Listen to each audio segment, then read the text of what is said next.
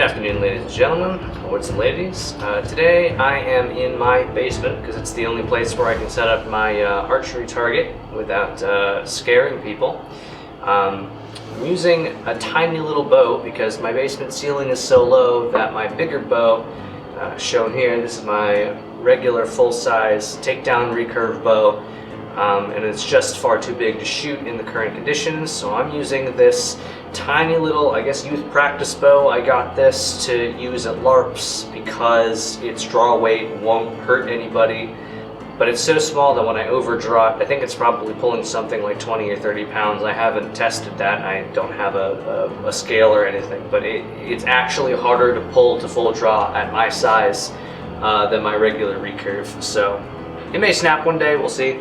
And this is a quiver I've got. This is also for LARP arrows, so it's far bigger than it has any right to be. I may change that one day. So I'm practicing archery today in a different style than I'm used to. For the past 2 days, so this is the third day, I am trying speed shooting like Lars Anderson does. I've been doing archery for a long time, probably since I was 6 or 7. I've always shot on the left side of the bow, probably like most people. So you draw the arrow, there's plenty of videos on this I'm sure, so you draw the arrow, you nock it, and then you draw arrow is on the left side of the bow. And so this has been done plenty in other videos, but just to prove that it is physically possible to draw the arrow on the right side of the bow. Some people think that you can't. Chediverse did an excellent video proving why you can do it and why you might want to. Lars Anderson does it, so it is physically possible. I can do it, so it is physically possible. So I thought about trying to do this style of archery instead because I've gotten fairly good at knocking quickly on the left side of the bow. I did more combat style archery rather than just target practice. But then the more I thought about it, the more I thought, well, how good can I actually get at doing this fast? And then, of course, the first thing I thought was, what if I just switched to shooting on this side of the bow?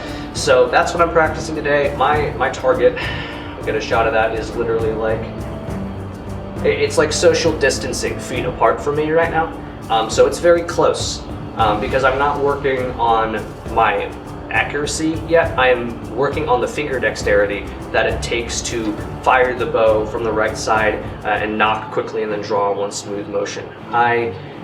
I'm still making mistakes because, again, this is my third day. But I thought this would be an interesting video to share because while there are lots of videos on speed shooting on YouTube, I'm going to attempt my own because I think I can explain it maybe better than I've seen it. I watched some of those videos to try to figure it out, and most of them ended up just being like, oh, just, you feel it. Which, is correct, but not necessarily helpful for me trying to learn the mechanics of it because I pretty much had to teach myself anyway, despite the fact that the tutorials existed.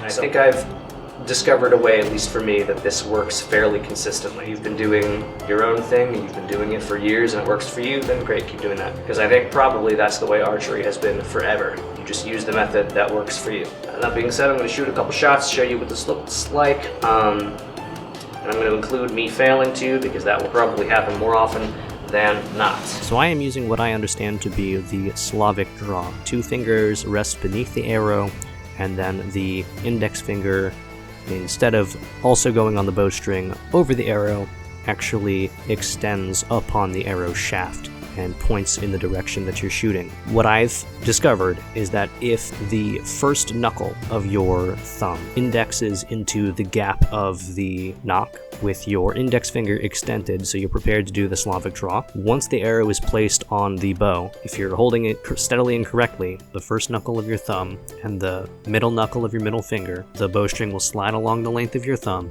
and then the arrow will just knock. So all you have to do is pull the arrow back, and it will knock. Every time, unless you're holding it incorrectly. So now the real trick is figuring out how to pick up your arrows consistently every time in this position. So there are a couple ways that we can do this, and I'm using a quiver in this example, but this should theoretically work no matter where you're picking up your arrows from, whether or not they're stuck through your belt, whether or not you stick them in the ground, whether or not you pick them up the ground, you can always pick them up and hold them in this correct position. I mean, correct according to me. So the first way that you can ensure you'll pick up this arrow correctly is, when you look at it, use the odd colored fletching as a visual indicator. When you go to grab it, simply grip it between your thumb and your ring finger on the correct knuckles, and your index finger should naturally extend down the arrow shaft along the top of the odd colored arrow. Now, occasionally if you do this method, you will go to grab it and the arrow will auto-rotate in your hands if you grab it incorrectly. You will be holding the nock correctly, but the odd-colored fletching will be facing inwards towards the bow. You can still fire it this way. As long as you're holding the nock in the correct position, you can fire the arrow regardless of where the fletchings are oriented. If you don't want to look at your quiver, or you can't because it's on your back, or you're keeping your eye on your target, when you go to pick up your arrow, rotate it slightly in between your thumb and index finger before assuming the proper shooting position. Rotate it slightly and the arrow will naturally stop on the pad of your thumb where the indent of the slot of the nock is. From there, it's very simple to just hold the arrow where it stopped in between your thumb, first knuckle of your thumb and the middle knuckle of your middle finger, and then let your finger extend down the arrow shaft, and you're ready to nock and fire. Even if you are holding multiple arrows, you can still rotate it slightly in your grip. It's not like the nocks are very big to begin with, just a slight rotation so you know where the arrow resides in your hand. And then once you have that input, that it is seated correctly between your fingers, just place it on the bow and pull back. And if you were going to try holding a couple of arrows in your draw hand as well, this is a little bit of what I am doing. The nocks should be placed in the palm of your hand and then held in place by the thumb as well. And if they're situated properly right at the base of the index finger, you have enough mobility in the rest of your hand that you can pull it up with your middle finger, separate one arrow from the group, and then into the proper draw position that we've already discussed. Place the arrow on the bow, pull back, and you should be good to go.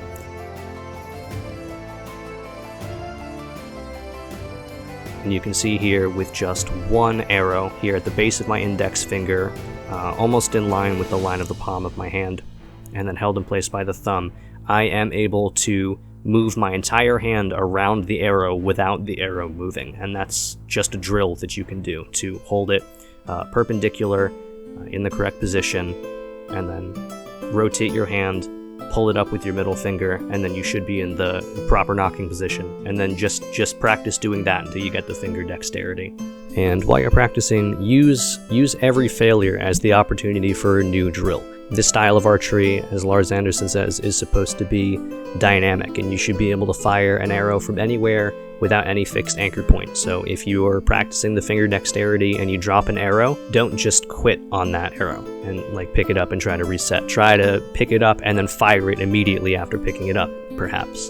Or practice trying to flip the arrow and then catch it in the proper position and then nock it and fire. Don't let any mistake go as a wasted learning opportunity.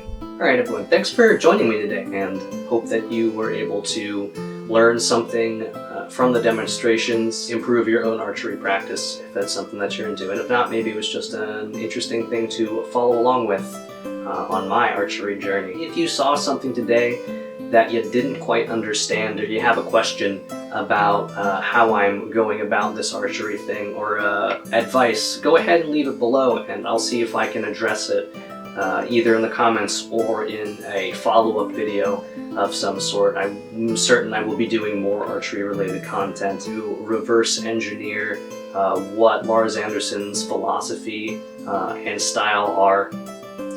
But until then, I will see everyone next time. Take care, guys.